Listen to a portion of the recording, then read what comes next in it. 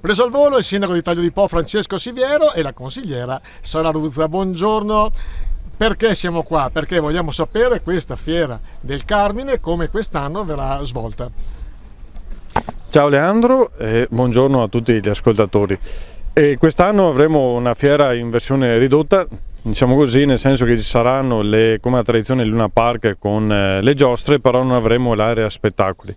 Perché purtroppo siamo arrivati un po' lunghi sia per le questioni legate al Covid, che rispetto all'anno scorso il via libera della zona bianca, come è definita adesso, è arrivata molto più tardi, e anche per i problemi legati alla Proloco, che sta attraversando un periodo un po' travagliato di ricostituzione, e quindi avendo a disposizione delle forze, diciamo così, limitate, siamo riusciti a organizzare il Luna Park.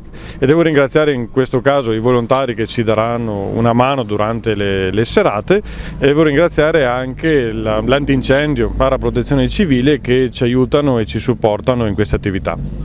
Ecco, ci diceva però in ogni caso viene garantito lo spettacolo pirotecnico, che è sempre stata una cosa abbastanza importante, però volevo chiederle, prospettive di sistemare questa Proloco, la possibilità di ricostituirla?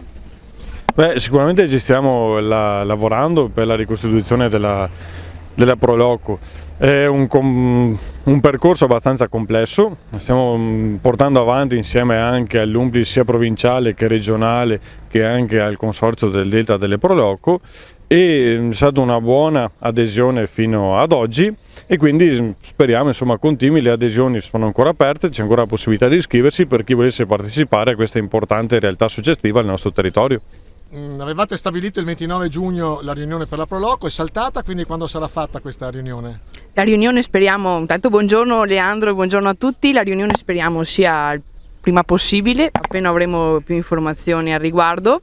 Continuiamo a dire di iscriversi a chi vuole aiutarci nella Proloco, e speriamo anche che quest'anno sia il primo e ultimo anno con una fiera così ristretta, perché anche per noi volontari è veramente un po' triste, quindi dopo tutti questi anni tra stand gastronomico, spettacoli in piazza, fare solamente giostre purtroppo quest'anno è veramente un po' un colpo al cuore, quindi ci auguriamo che sia il primo e ultimo anno così. Che comunque sarà la gioia dei giovani, esatto, dei bambini, e in ogni caso la categoria Under 20 sicuramente gradirà.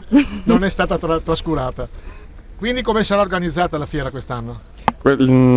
Sarà organizzata più o meno come l'anno scorso, nel senso avremo i varchi di accesso, ci sarà comunque l'obbligo di indossare la mascherina in caso ci sia, anche all'aperto, in caso ci sia la possibilità di assembramento. Ricordiamo che è una prescrizione adottata dalla Regione Veneto, e ci sarà sempre la disponibilità dei volontari che ci danno una mano per presidiare i varchi. Avremo lo spettacolo pirotecnico al sabato 17, in modo che dopo c'è la domenica, tutti sono un po' più tranquilli, e la fiera sarà un po' come un Luna Park, come si diceva anche prima, per accontentare anche un po' i giovani e riportare un po' di vitalità, e soprattutto aiutare comunque un comparto con degli spettacoli viaggianti che in questo periodo di Covid ha subito delle pesanti ristrettezze. La fiera, le date precise quali saranno? Le giostre saranno qua con noi dal 9 al 18 di luglio. Durante questo periodo, il 16, che è il giorno della Madonna, ci sarà la messa, e ricordiamo che il giorno 17, quindi il sabato, ci sarà lo spettacolo pirotecnico alla sera. Comunque ricordiamo che tutte le date con gli eventi saranno riportate sulle pagine Facebook di Made in Polesine e dell'amministrazione comunale. Perfetto, noi vi ringraziamo, naturalmente comunque Vada sarà un successo, e anche quest'anno, ciò nonostante, la Fiera del Carmine viene fatta. Bravi!